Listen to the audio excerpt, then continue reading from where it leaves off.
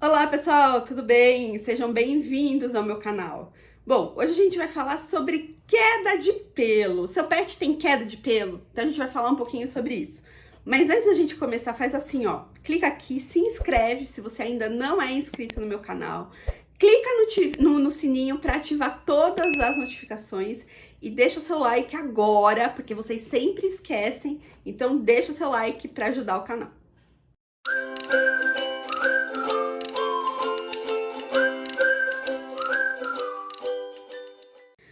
Bom, pessoal, então hoje a gente vai falar sobre queda de pelo, tá? Uma parte bem importante dos pacientes, dos tutores reclamam, né? Vem com com esse problema pra gente, pros veterinários, falando que o pet tá com uma queda acentuada de pelo e o que a pessoa vai fazer, né? O que eu posso fazer? O que é isso?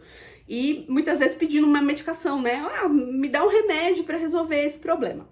Bom, então a gente precisa conversar um pouquinho sobre o que causa ou o que pode causar queda de pelo nos pets, para depois a gente falar o que pode ser feito, né? Então, primeiro a gente precisa entender a causa. Então, o que a gente tem que pensar quando a gente pensa num animal que está com queda de pelo? Bom, primeira coisa, se esse animal ele tem algum problema dermatológico, né? Então, se ele tem alergia, uma infestação, às vezes por pulga, carrapato, enfim, algum parasita, né? Alergia, se ele, enfim, a gente precisa investigar essa pele, de preferência com um clínico geral ou com um dermatologista, para entender se esse animal tem alguma condição dermatológica ali que precisa ser tratada, né?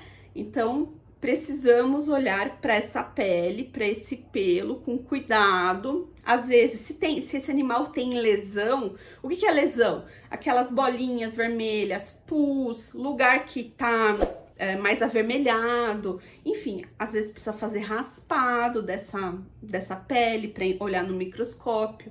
Enfim, gente, a gente precisa, se eu tô com problema de queda de pelo, eu preciso olhar para a pele desse animal e ver se tem alguma condição ali que precisa ser tratada, tá? Isso é a primeira coisa que a gente precisa entender, tá? Bom, outra coisa que a gente precisa entender é que a pele, ela é o maior órgão do corpo, tá? E, consequentemente, ela reflete com facilidade problemas que não são da pele, tá?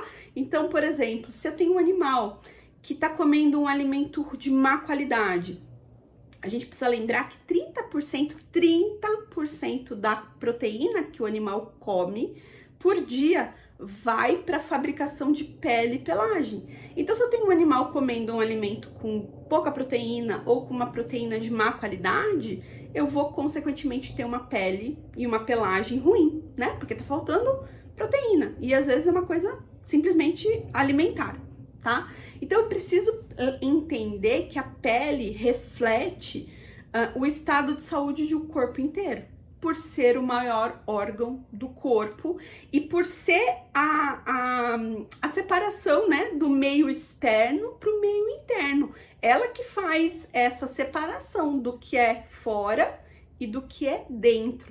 Então, as doenças sistêmicas, elas acabam se refletindo muitas vezes na pele.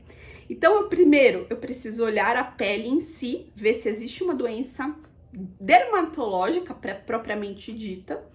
Não existindo, eu preciso pensar em doenças sistêmicas, tá? Fazer um check-up nesse animal e ver se existe alguma doença sistêmica, tá? Uma infinidade de doenças sistêmicas podem acusar com problemas dermatológicos. Só para vocês terem uma ideia, por exemplo, as doenças endócrinas, várias das doenças endócrinas são refletidas na pele, tá?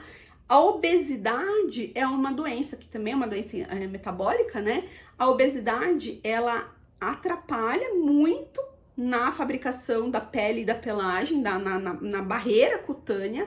E normalmente os animais obesos são animais que têm uma pelagem ruim, uma pele ruim, uma untuosidade, uma oleosidade alterada dessa pele e que predispõe ao aparecimento de várias doenças.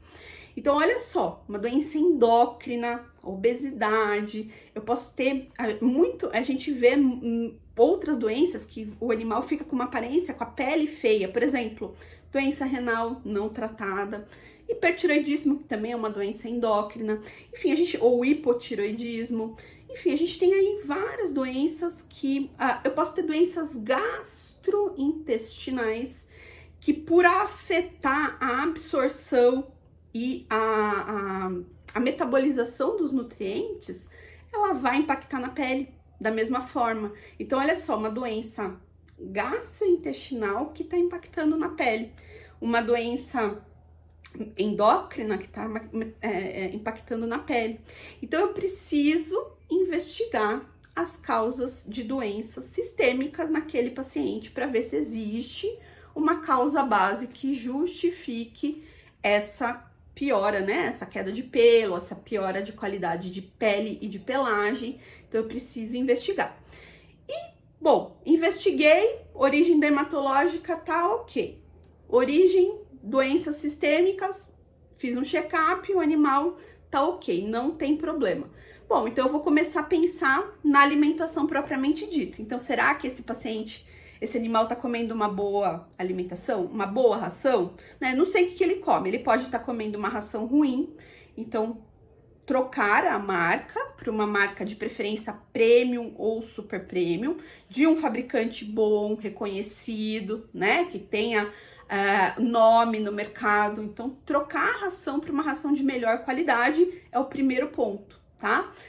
Se o seu animal come alimentação natural, ter certeza que aquela alimentação está balanceada, ele está recebendo suplemento de vitaminas e minerais adequado para a alimentação natural, essa alimentação foi feita por um profissional capacitado, habilitado, ou está sendo feita da cabeça do tutor sem orientação nenhuma. Então, boa parte das vezes, e eu falo por experiência, gente, tutor que chega para mim falando que usa alimentação natural, 90% deles faz da própria cabeça. Tá? Ou faz baseado em sites de internet, ou pegou uma informação de um veterinário, mas já mudou e virou outra coisa. Então, assim, não é porque usa alimentação natural que aquilo tá correto, muito pelo contrário, tá? A gente tem um aumento da chance daquilo tá errado. Então, é o terceiro ponto, pensar em corrigir a alimentação, mudando a ração, né, melhorando a ração, ou passando com um nutrólogo e fazendo alimentação natural balanceada adequadamente. Bom, fiz isso, não funcionou, ou funcionou parcialmente, o que eu tenho que fazer? Aí o próprio nutrólogo, ou veterinário mesmo, clínico, pode recomendar alguns nutracêuticos ou algumas vitaminas que ajudem na pelagem. Mas, gente, isso só vai funcionar se a alimentação estiver correta. Se eu tenho uma alimentação ruim e coloco vitamina, a alimentação continua ruim, tá? Então, a primeira coisa é melhorar a alimentação básica, tá? Às vezes o tutor dá uma comida boa ou usa uma ração boa, só que ele entope o animal de petisco, né? Desbalanceou tudo aquilo. Então, a gente precisa entender, corrigir a base, que é a alimentação diária. Aquela alimentação diária tem que ser de boa qualidade e tem que estar balanceada. Então, corrigindo aquilo, ainda tenho queda de pelo, aí eu vou pensar em colocar alguns nutracêuticos que ajudam na melhora da pele e da pelagem. Então, a gente tem os ômega 3, né? O EPA e o DHA de óleo de peixe, que funcionam super bem. A gente tem o GLA, que é o ácido gama-linolênico, que vem do óleo de borragem, por exemplo, que também pode ajudar. A gente tem algumas vitaminas que ajudam muito na qualidade do pelo, a biotina, por exemplo, a vitamina A, a vitamina E, o zinco, que é um mineral que ajuda muito na pele e na pelagem, o cobre, enfim. Aí a gente começa a ir para uma abordagem um pouco mais direcionada nutricional para a pele, tá?